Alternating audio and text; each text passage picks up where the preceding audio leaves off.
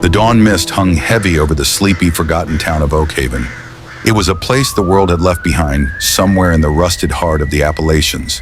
The coal mines had closed 20 years ago, taking the jobs and the hope with them. Now, Oakhaven was just a collection of peeling paint, boarded-up storefronts, and people trying to survive on disability checks and memories. On the outskirts of town, where the paved road turned into gravel and mud, lived Arthur Vance. To the townspeople, Arthur was a ghost, a man in his late 50s with a gray, unkempt beard, wearing a flannel jacket that had seen better decades. They called him the Scrapper. He spent his days wandering the edges of the old industrial yards in the dense forests, looking for copper wire, scrap metal, or aluminum cans. Anything he could sell for a few dollars at the recycling center to buy a can of beans and fuel for his kerosene heater. He lived in a dilapidated trailer that leaned precariously to one side, tucked away behind a thicket of pine trees. There was no running water, and the electricity had been cut off years ago. He was alone. His silence was his only companion. 10 years ago, Arthur had a life. He had a job at the auto plant, a wife named Linda, and 2 children, Mike and Emily. But when the plant closed and the layoffs hit, Arthur fell into a deep depression. The bills piled up. The arguments became screaming matches. One winter morning, he came home to find the house empty. Linda had taken the kids and moved to her sister's place in Chicago. She left a note on the kitchen counter. "I can't watch you drown anymore, Art, and I won't let the kids drown with you." That was the day Arthur Vance died, and the Scrapper was born. It was a Tuesday in late November, the kind of day where the cold seeps into your bones. Arthur was miles deep into the woods in an area known as Dead Man's Ridge. Locals avoided it. The terrain was treacherous. But Arthur knew that illegal dumpers sometimes tossed old appliances down the ravine, and appliances meant copper. He was navigating a steep incline when his boot caught on a root, sending him sliding down the muddy embankment. He crashed through the brush, landing hard in a dense patch of thorns. Groaning, he pushed himself up. That's when he saw it. It wasn't a washing machine or a refrigerator. It was the wreckage of a small single-engine plane. It looked like it had crashed years ago. The fuselage was consumed by moss and vines, almost invisible unless you were standing right on top of it. Arthur's heart hammered against his ribs. He looked around. The woods were silent, save for the cawing of a crow. He approached the wreckage. The cockpit was crushed, but the small cargo hold in the back was intact. He pried open the rusted door with his crowbar. The metal screeched, a sound that tore through the silence of the forest. Inside, sitting untouched by the elements, was a heavy black waterproof military-grade duffel bag. "Who leaves this?" Arthur whispered, his voice raspy from disuse. He dragged the bag out. It was incredibly heavy. He unzipped it. Inside were not clothes, not tools, but bricks. Bricks wrapped tightly in thick, clear plastic. Arthur took out a pocket knife and slit the plastic on one.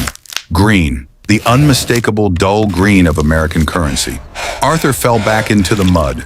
He was staring at stacks of $100 bills, not just a few. The bag was packed tight. His breath hitched in his throat. He reached in, his rough, calloused hands shaking uncontrollably as he touched the paper. It was real. He did the math in his head, struggling to focus. If this bag was full, this was millions. Maybe $3, maybe $4 million. Panic, cold and sharp, washed over him.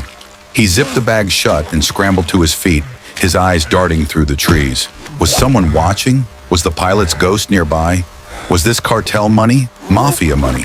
He threw the heavy bag over his shoulder, the weight nearly buckling his knees, and began the long trek back to his trailer.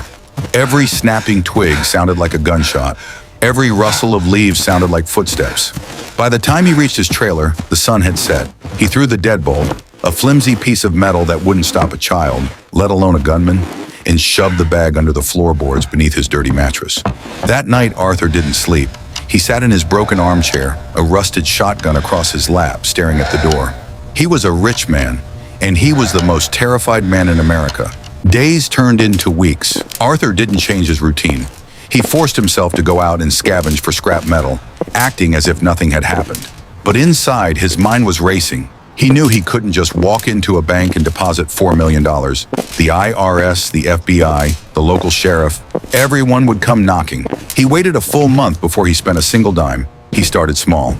He walked into the local hardware store, Miller's Supply, and bought new insulation for his trailer walls. He paid with a crisp $100 bill. Old man Miller held the bill up to the light, eyeing Arthur suspiciously. Find a lucky penny, Art? Miller asked. Sold some copper piping from the old mill, Arthur lied, keeping his head down. Good haul. Arthur realized he needed a plan. He couldn't just consume the money. He had to launder it slowly, through a life that made sense. He bought a beat-up 1990 Ford pickup truck for $2,000 cash from a neighbor. He fixed it up himself. Then he started offering handyman services, Vance repairs. He charged less than anyone else. He fixed roofs, unclogged drains, and repaired porches. Since he had the hidden cash, he didn't need the profit. He just needed the appearance of income. 6 months later, Arthur made his first real move. There was a foreclosure auction for a small rundown house on Elm Street. No one wanted it. Arthur bought it for $40,000 cash, claiming he had saved up from his contracting jobs and a small inheritance from a distant aunt. The town began to whisper, "Crazy Arthur is cleaning up. He quit the drinking. He looks, different." And he did. Arthur shaved the scraggly beard into a neat trim. He bought work boots that didn't have holes in them. He started eating 3 meals a day. His shoulders, once slumped in defeat, were now square and broad, but his eyes remained vigilant. He still kept the bulk of the money buried in PVC pipes in the woods behind his new property. As his business grew, so did his ambition. He didn't want to just be rich, he wanted to be clean. He started buying the abandoned storefronts on Main Street. He hired local boys, guys who, like him, had been out of work for years, to renovate them. He opened a legitimate general store, selling goods at fair prices, then a mechanic shop, then a small diner. Arthur Vance, the town ghost, was single-handedly bringing Oakhaven back from the dead. But loneliness is a cold that money can't cure. One evening, Arthur walked into the Rusty Spoon, the only diner in town he didn't own. He sat at the counter. The waitress, a woman named Sarah, poured him a coffee before he even asked. Sarah was in her late 40s, a widow who had worked double shifts for 10 years to raise her son. She had kind eyes and tired hands. Even when Arthur was a scrapper, Sarah had never looked down on him. She used to slip him an extra donut or a free coffee when the boss wasn't looking. "You're looking good, Arthur," Sarah said, wiping the counter. "Town says you're the new mayor with all the building you're doing." Arthur chuckled, a sound that felt foreign in his throat. "Just trying to fix what's broken, Sarah. Just trying to fix things." They started talking, not about money, but about life, about the winters, about the quiet. Arthur found himself coming to the diner every day, not for the food, but for the peace he felt when Sarah smiled at him. It was a slow romance, built on shared silences and mutual respect. Sarah saw the man beneath the money. She saw the sadness he carried. One rainy Tuesday, Arthur waited for her shift to end. "Sarah," he said, holding an umbrella over her, "I'm not a man of many words, but my life is empty. I have a house, I have a business, but I don't have a home.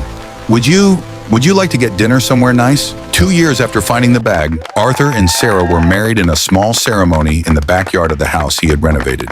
It wasn't flashy, just a BBQ, some string lights, and the people who mattered.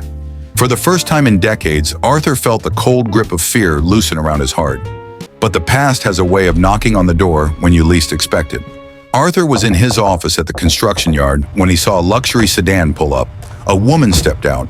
She was wearing expensive sunglasses and a coat that cost more than Arthur's old trailer. It was Linda. Behind her were 2 young adults, Mike and Emily. They looked uncomfortable, scanning the dusty yard with disdain.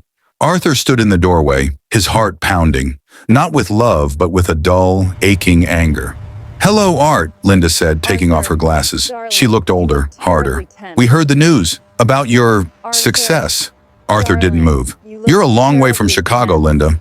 "We're family, Art," she said, stepping closer, a practiced smile on her lips. "Mike is looking to start a business. And Emily, well, she wants to go to grad school. We struggled, Art. While you were here playing tycoon, we struggled." The audacity took his breath away. He remembered the empty house, the note, the 10 years of silence.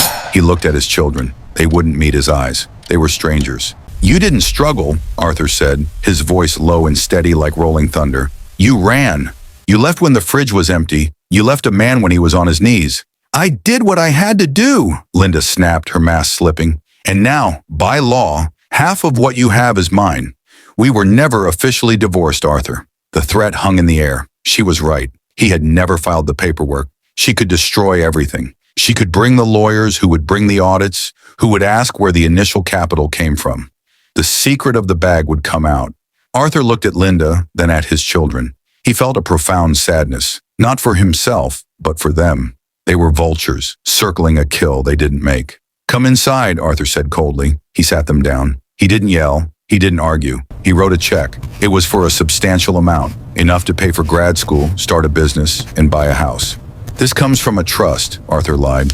"Take it, but here is the condition. You sign the divorce papers today, and you never come back to Oakhaven. You aren't my family. My family is the woman waiting for me at home who loved me when I had nothing." Linda looked at the check. Her greed outweighed her pride. She snatched it. "Fine, but don't expect a Christmas card." "I never did," Arthur replied.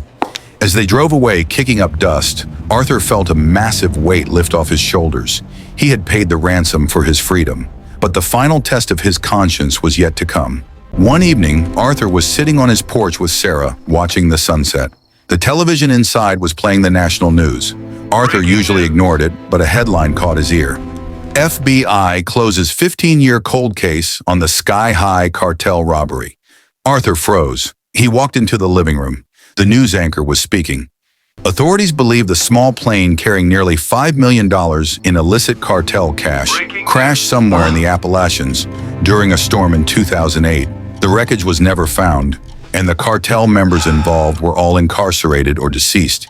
The FBI has officially declared the money lost to the elements. Arthur stared at the screen. The money wasn't from a bank robbery. It wasn't stolen from good people. It was drug money, blood money, lost to the elements. He looked at his hands, the hands that had built the new community center, the hands that had fixed the church roof, the hands that paid for the local kids' scholarships. He had taken poison and turned it into medicine. That night, Arthur went to the safe in his basement. There were still a few bundles left. He looked at the stacks of green paper. He realized that the money itself was neither good nor evil. It was just paper. It was the man who held it that defined its worth. The next day, Arthur Vance walked into the town council meeting. "I've been thinking," Arthur announced to the stun room. "The old high school gym has been condemned for 5 years. The kids have nowhere to play in the winter. Miller Construction is going to rebuild it, free of charge." The room erupted in applause. Sarah squeezed his hand, beaming with pride. "You're a good man, Arthur," she whispered. Arthur smiled, a genuine, warm smile that reached his eyes. He wasn't the scrapper anymore. He wasn't the victim. Years later, Oakhaven had transformed. It was a bustling little town again, a jewel in the mountains. People came from all over to see the revival. And on the porch of a beautiful white farmhouse, an old man sat in a rocking chair, watching the trees sway in the wind. He kept a secret that was buried deep in the foundation of the town. He knew that sometimes redemption doesn't come from being perfect. Sometimes it comes from finding something broken in the mud, whether it's a bag of money or a man's soul, and building something beautiful out of it. Arthur Vance closed his eyes and listened to the wind. He was finally free.